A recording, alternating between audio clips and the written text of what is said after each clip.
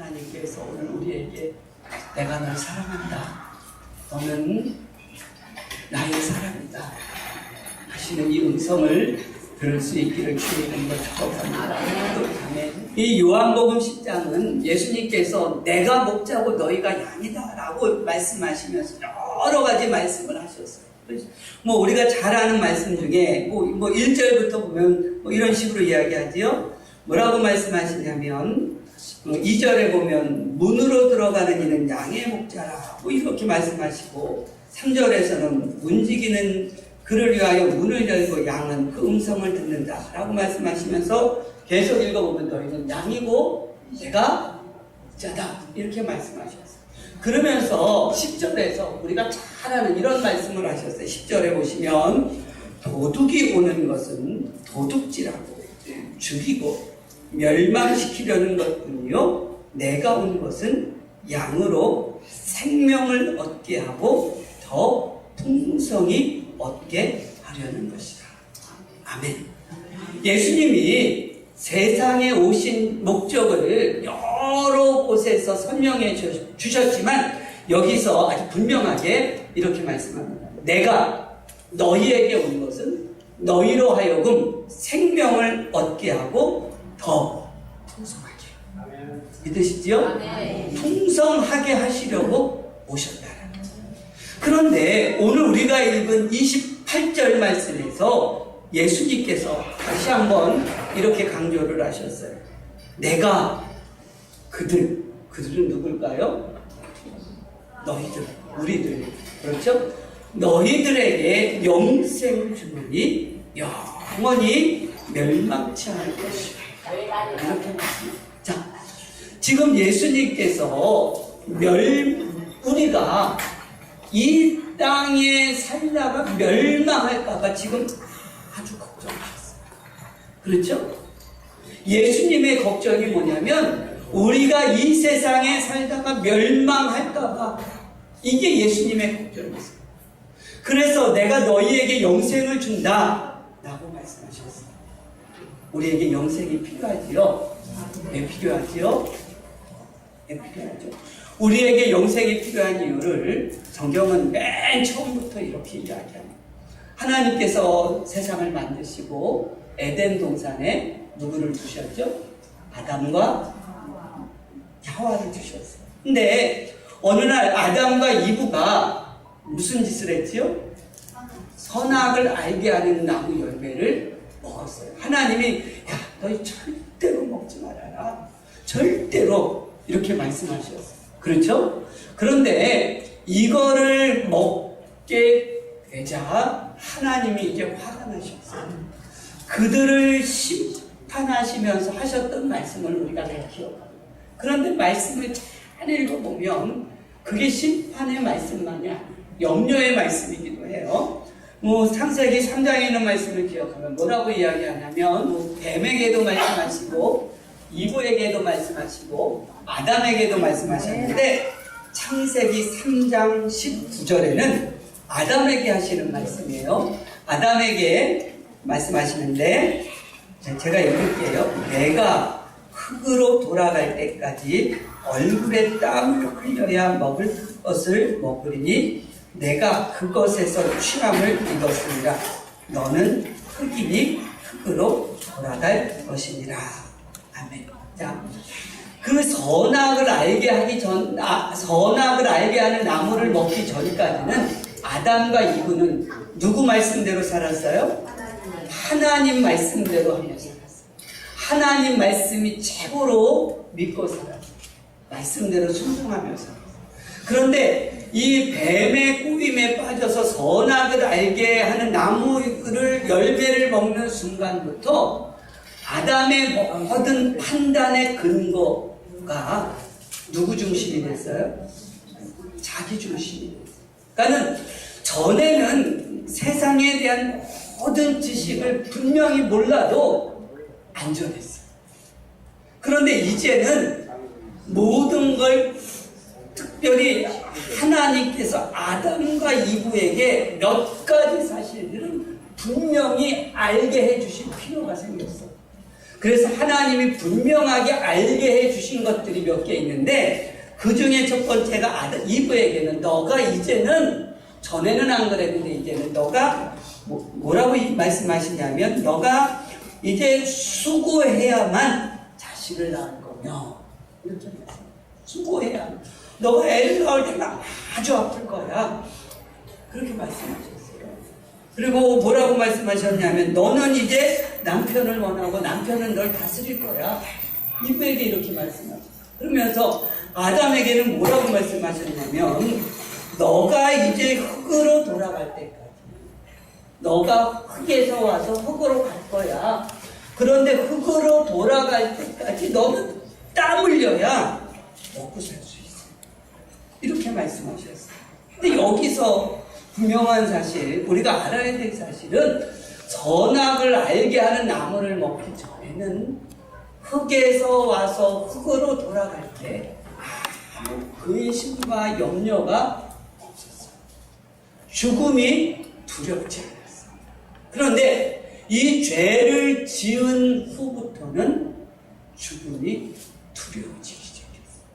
그리고 죽는 순간이 가까워지면 가까워질수록 사람의 마음속에는 엄청난 두려움이 자리 잡기 시작했어요. 맞지요? 우리가 건강할 때, 20대에, 30대에는 죽음이 두려우셨어요? 안 두려우셨어요? 안 두려우셨죠? 건강에 자신 있었어요? 없었어요? 있었어요. 건강 아무 걱정도 하지 않았어요. 한 끼를 안 먹어도 하룻밤 안 자도 그런데 이제 아파 보니까, 병원에 와 보니까 의사 선생님 아침에 말 한마디가 어때요? 말 한마디에 천국과 지옥을 왔다 갔다 하지요? 맞잖아요. 내가 아파 보니까, 이제 내가 나이 들어 보니까, 내 몸이 쇠약해 보니까 죽음이 두려워져요? 안 두려워져요? 두려워져요. 전에는 내가 건강할 때는 죽음이 하나도 두렵지 않아요. 그리고 죄를 짓기 전에는 죽음이 두려워져요. 더 쉽게 얘기하면 이런 거예요. 지금 우리가 그냥 열병장이 좁은지 해도 안 주는지 하루 종일 컴컴하고 습기도 많고 여름에는 덥고 그런 집에서 사는데 이제 갑자기 누가 나를 정말 사랑하는 사람이 누가 갑자기 아주 경치도 좋은 곳에 마당도 넓은 집을 준다고 하면 별로 이사 가시겠어요? 안 가시겠어요? 가야죠. 당연히 가야죠. 하나님께서 우리를 어떻게 만드셨냐면 이 땅에서 어느 정도 살다가, 그리고 그 어느 정도 살다가 이제 우리의 육신이 쇠약해지면 이 땅에서의 삶을 마무리하고 마치 10평짜리에서 살다가 100평, 200평 넓은 대지로 이사하는 것처럼 하나님의 나라로 우리를 이사하게 만드셨어요. 이게 성경이 우리에게 알려주는 영적인 진리고 사실입니다. 그러니까 하나님의 나라는 이 땅과 비교할 수 없을 만큼 아주 좋고 크고 넓고 우리가 표현할 수 없이 아름다운 것입니다. 그런데 이 이사하는 게 죄를 짓기 전에는, 죄를 알기 전에는 너무 쉽고 편하고 자연스럽고, 그런데 죄를 지은 다음에는 글로 옮겨가는 게 너무 어려워졌어요. 누가 글로 옮겨갈 수 있냐면 예수 그리스도를 고백한 사람, 하나님을 믿는 사람만 옮겨갈 수 있도록 하나님께서 하셨어요. 근데 예수 그리스도를 구주로 고백하지 않은 사람, 하나님을 믿지 않는 사람은 어디로 가냐면 옮겨가는 과정에 옮겨가지 못하고 지옥으로 가게 됩니다. 성경이 이야기하는 이게 잘 이해가 되죠. 그래서 우리에게 영생이 왜, 예수님이 분명히 영적인 세계가 원리가 그런, 우리가 이 땅에서 살다가 하나님 나라로 가는 것은 우리가 마치 뭐가 같으냐면 여기서 살다가 좀 좋은 집, 넓은 집, 좋은 지역으로 옮겨가는 것 같아요. 그래서 예수님이 오늘 우리가 읽은 말씀에 뭐라고 하셨냐면 내가 너희에게 영생을 주겠다. 그 영생을 주는 방법이 뭐냐면 너희가 나를 믿으면 그런 거예요. 이해가 되시죠? 근데 사람들은 이게 너무 쉬운 것 같으니까 아무것도 아닌 것 같으니까 이해하지를 못해요. 믿을 수가 없는 거예요. 그래서 예수님이 뭐라고 말씀하시냐면 요한복음 10장을 다시 펴보면 예수님께서 이 진리의 말씀을 하셔도 이 말씀을 듣는 사람, 듣지 않는 사람이 있어요. 이해하는 사람이 있고 이해 못하는 사람이 있어요. 그래서 예수님께서 그 10장 25절에 이렇게 말씀합니다.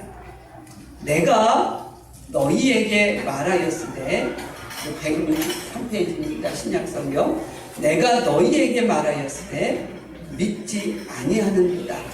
내가 내 아버지의 이름으로 행하는 일들이 나를 증거하는 것이거늘 너희가 내 양이 아니므로 믿지 아니하는도다. 내 양은 내 음성을 들으며 나는 그들을 알며 그들은 나를 따릅니다.